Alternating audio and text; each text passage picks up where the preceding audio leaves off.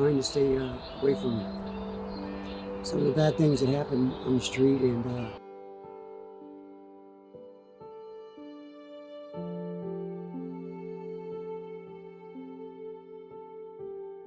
It's not just people who want to fight the system, who don't want to respond to the system. I have seen folks who came out from another state in the hopes of a promise of a job that didn't actually exist when they got here.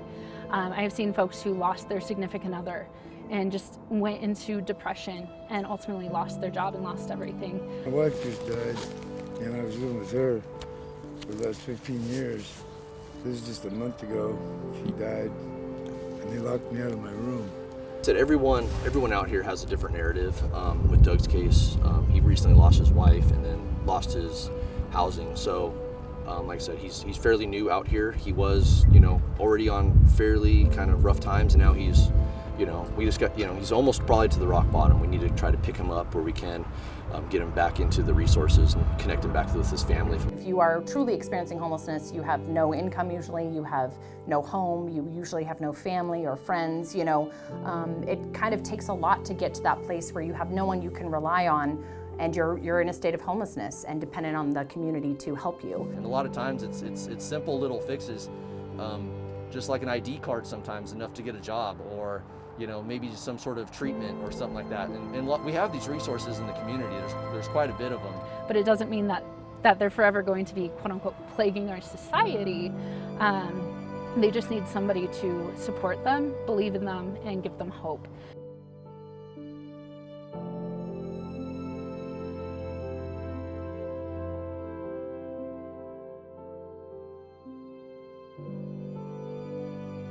There's always going to be people without homes. Something is always going to happen in life that causes us to lose everything. That you're not going to stop that. Get my little house back, get a house again. I had a house, I had cars, I worked at Costco for 20 years, I lost everything. So, it sucks. So that's my goal, is to get back, run it back. What we're gonna stop, and what their goal is to get ahead of it. Know folks, so when you are on the streets, we know you individually by name. That's why they're having the by name list, and then we're able to access all of the resources for you. Because a lot of times is why we're not able to help people is because lack of knowledge or lack of access to things, or these barriers. So what Built for Zero is doing right now is identifying barriers that prevent people from getting off the street, and finding solutions for them, and then doing it in a unified way.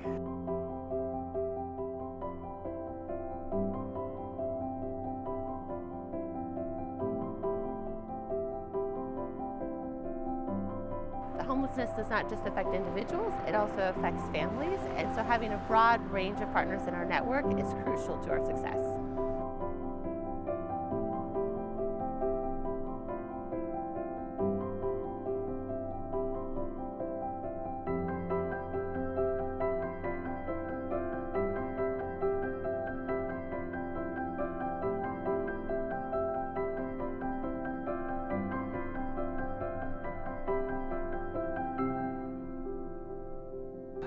One of my dad's major accomplishments that he told me about, in fact, it was probably one of his biggest accomplishments as mayor, was building the homeless shelter.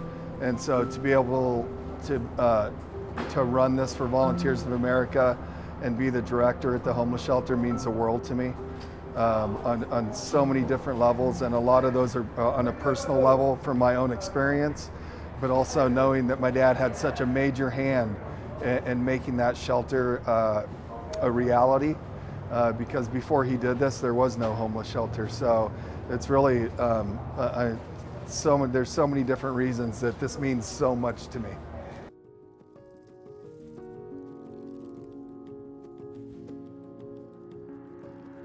You have to learn what the story is for each individual.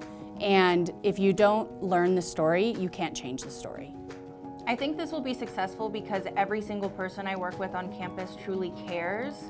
And we also have just a plethora of backgrounds, like mine is with substance use and people experiencing homelessness, but my coworkers have experienced the criminal justice system, and then Rise, who's the operator here, they have peer support specialists. So we have such a melting pot of people, and it really is awesome to come to the table and get everyone's viewpoint. I will say that we have had great success. You know, our family shelter, we are at, I think, 75% right now for successful move-outs, and that means successfully transitioning out of our place into something that they can sustain. My goal is to be a better person and to achieve a better job and to know that my kids are okay.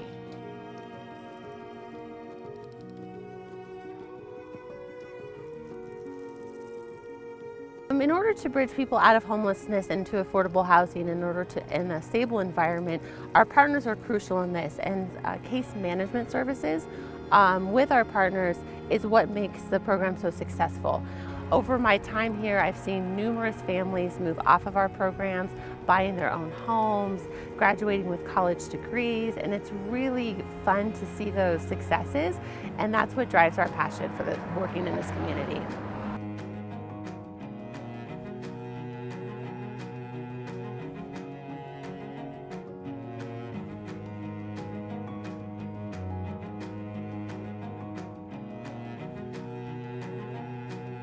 Hope Springs is a bridge housing project. Bridge housing is, when you look at the spectrum of housing, you've got homelessness, bridge housing, temporary housing, and then you move on to more permanent independent housing. So we have 30 tiny homes. They're about 96 square feet each, about 8 by 10. This whole property here was donated by the city, and it's 0.92 acres.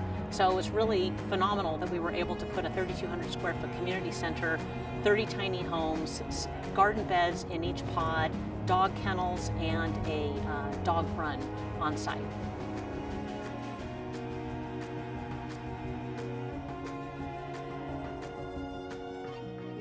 The Village on State Street is a really unique project.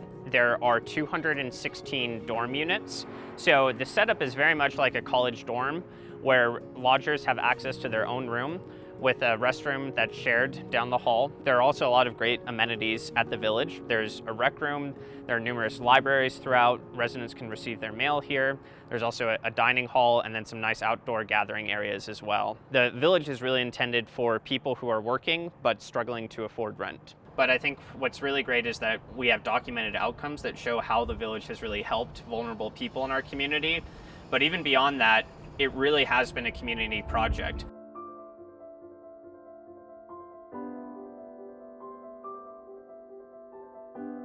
We built a box, we put all those things in it, and the idea was that we fill it. But what we found is where we placed it, just the people started filling it. We're like, wait a minute, what if you created this reciprocal relationship from those who need and those who can give without too much, you know, it doesn't take much. Just put something in a box or just walk by and grab something. So it created a simple platform for people to give and then for people to access things. And then, I think because it also gave the folks purpose, it grew because it's bigger than just boxes. It's about a culture of giving. A community is just a structure of belonging, right? And if you give somebody access to belong, then they'll take it and it'll tighten the community up. And so it grew in 2 years. The project grew in 2 years from 1 box in September 2018 to 40 boxes in Northern Nevada right now.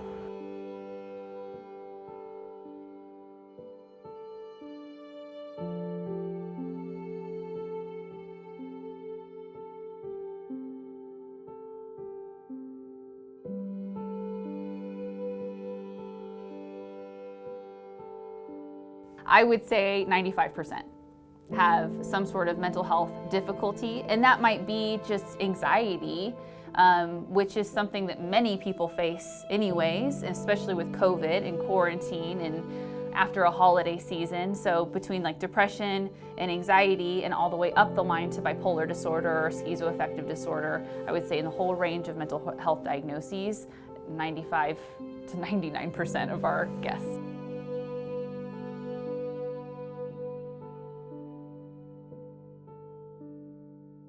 I did not know how to stay clean. I went into treatment centers, recovery houses, but it wasn't until I was willing to do the work on my mental health piece and my addiction. And that's why I love working here, because we do not stay clean without dealing with that mental health. I've done 8 programs before, and the difference is they never gave up on me. They were always there to help me. They were always there to coach me and guide me and teach me a way to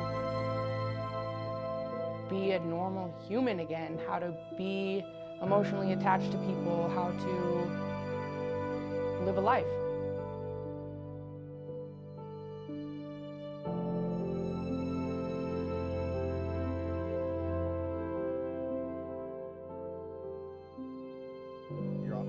Okay. But just know that there are programs out there that can help you get off these streets, man. And like I said, the Hope Springs, that's one of them. The VOA, the Restart program, that's another program that can help you. So just keep that in mind. So if you do get to a point where you need some help, man, there's services there, all right?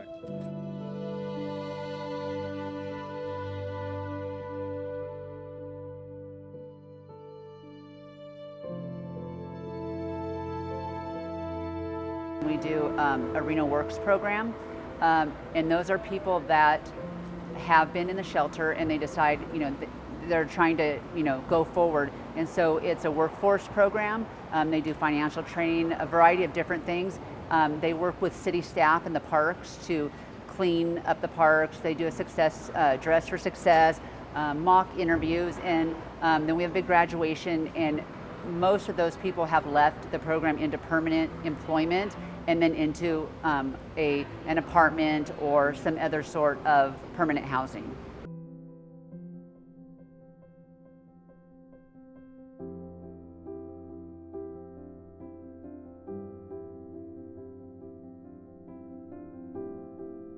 Just came by bringing some services to see what it is that you need, how we can help you to try to get off these streets, man. Address, shower, and some clothes. An address, shower, and some clothes? Yep, that's all I need.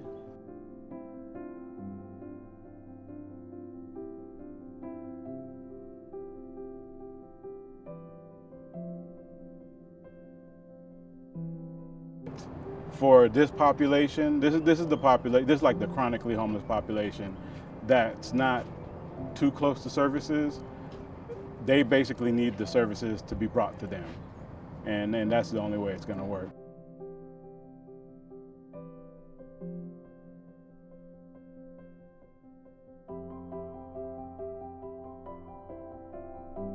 Extra stuff. So my primary job is to keep the parks and the river clear. I don't want to just be pushing people around. I want to be able to help them out.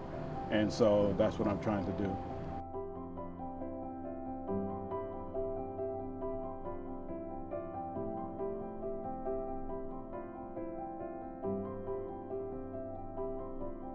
In Antonio, in my tent here, one day when I moved, I was down here at the bridge and I moved down here, and Antonio came over and just started talking to me about what it would take to get off the street. So right now we're getting Mr. Oyer into the village at Sage. He was actually camping outside of Sage. And so we did a cleanup there a couple months back. And then I came across him, and he told me that he had income, ID, social security card. He had everything that he needed to move into a place, but he didn't know how to do it. I put the whole thing in place. I literally did all the footwork for him to make it easier for him, and now he's about to move in.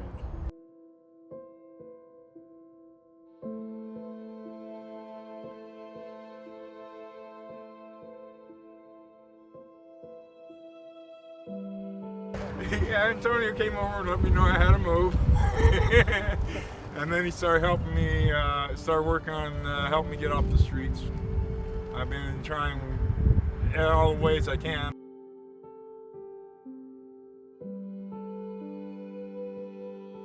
So Bill, if you need anything, man, you know how to reach me. Yeah, I got your phone number still. Just let me know if you need, my help with anything, Yeah. Just feel free to contact me, man. I will. All right? Okay. Good work with you, man. Good working with you too. All right, man. Thanks for the help.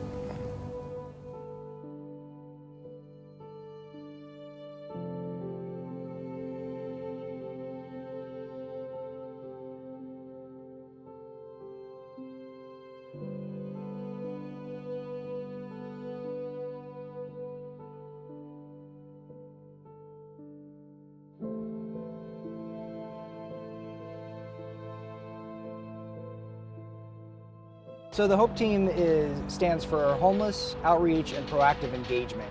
And so the mission of the HOPE team is to end homelessness in the municipality. Through engagement with the homeless, we find out what they need as far as if they need drug treatment, mental health issues, medical insurance, and all of those things that causes people to go into homelessness. A lot of times it's simple as getting an ID or a social security card. Sometimes it is just getting food to them because they're starving. So UNRPD reached out to us as being, I'm an officer with Sparks Police on the HOPE team. So we've been doing this since July, contacting the people that are experiencing homelessness on the river for several months now. We've gotten a little better at it. They haven't had the same exposure we have, so they've reached out to us to see if they can kind of learn from our examples and kind of some of our successes in that way. With Sparks Police on the HOPE team, so we work on the other side of the river, but we are working collaborative with UNR. We're all going to be around here, maybe in Washoe County might come down from time to time as well, but we'll all talk to you guys, okay? With the cleaning up and some of this, we've actually reduced a lot of calls for service. The violent crimes have dropped, even person on person in the communities out here in these camps. Even some of them, there's been trafficking victims we've gotten a hold of and got them back with the other units and able to save them. We've reunited people after 35 years with their family. Had no idea they were still around. There's a lot of stuff, so it's very rewarding. It's a different kind of policing. Like I said, it's I don't know, you get to actually physically see the impact you have on people. And when you can house someone or a family with maybe a family with even small children or something, we've given out stuff for Christmas and things. It's just rewarding.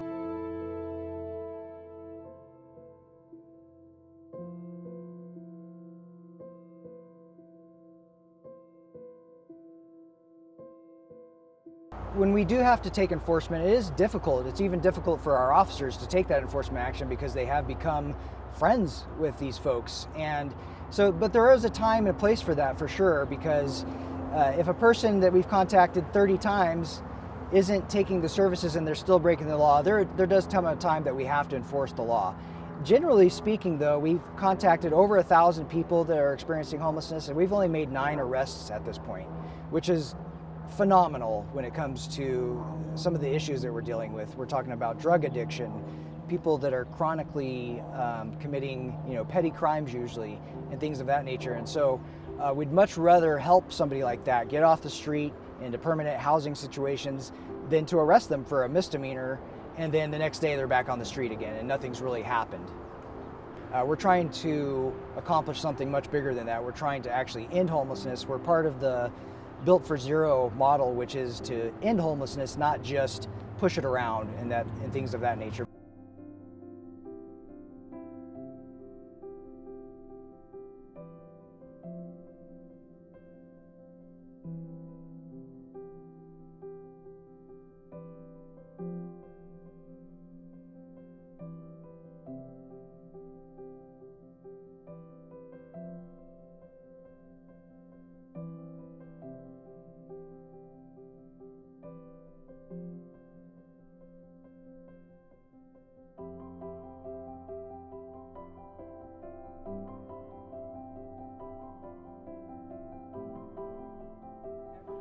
To make sure that people have all the services that are so critical to get their lives back on track. And so I think we also have to understand, just because you put a roof over someone's head does not mean a lot of those circumstances that got them here in the first place go away. We have to understand this, and for me, mental health and for the governor has been really, really important. That is a massive priority for me, is mental health and addiction. So I want to just start off by saying this couldn't have been done if we didn't have what's called the Community Homeless Advisory Board. And it was about 3 years ago that we decided to form this group to really delve into the issue of homelessness and what can we do. And what we found in the beginning was that everything was siloed. And we took the time as the Homeless Advisory Board to get past those silos and look for ways to cross-pollinate with each other and get some things done. The entire region benefits from this place, and we're pretty darn excited about it. This is something we have needed so desperately, a large facility to support our most vulnerable neighbors. I'm looking forward to establishing the Safe Camp location for those who do not want to live in a shelter but can still live safely and obtain services. This pilot program will provide room for 50 tents and will be near the essential services that will be added in upcoming phases on this campus, including laundry, DMV, workforce development, recovery services, counseling, and transportation. There will be on-site case managers to help with IDs, social security cards, birth certificates, employment, and housing. The county has established a model for these type of services at our Women's and Children's Shelter, Our Place, and have been able to help these community members obtain housing in 6 months after going through our program. So we have approved a model, and we're going to be working on that on this campus.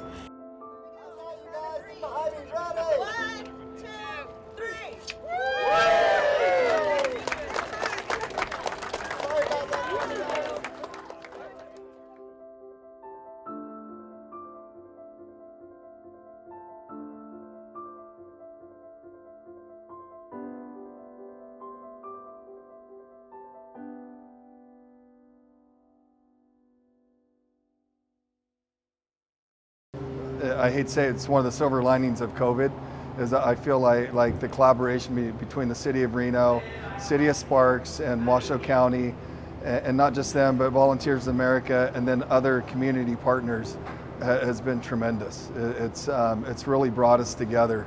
It's humbling. Some of the stuff we come across every day is things we take for granted. I think I'm humbled every day, really. I don't know really a better word. You see some great things happen and it makes you feel good in your heart. And then some other things, it makes you feel sad. So we just keep plugging ahead and hope that we can, make some changes and keep people safe off the streets. What's going on now, that there is a sense of urgency and people are starting to lean in. We're starting to see the value of growing people, and we're starting to understand the value of collaborating and working together. That's what the whole CHAB indicates, that. Built for Zero is painting that. And the fact that Sparks is leaning in and doing this HOPE program, that's a big deal, right? Most folks aren't doing that. They're actually redefining how they approach and deal with things. And Reno's leaning in and they're doing that too. They have a whole squad of folks that are officers that are on the street just to deal with community issues like that. And so people are leaning in and we're doing new stuff and we're trying new stuff and we're holding space for not succeeding and then just trying again. And they're just, I believe that this is where we're supposed to be at. I believe that we're exactly where we're supposed to be, and we're actually here. We're moving to a solution, and that's the most you can ask for.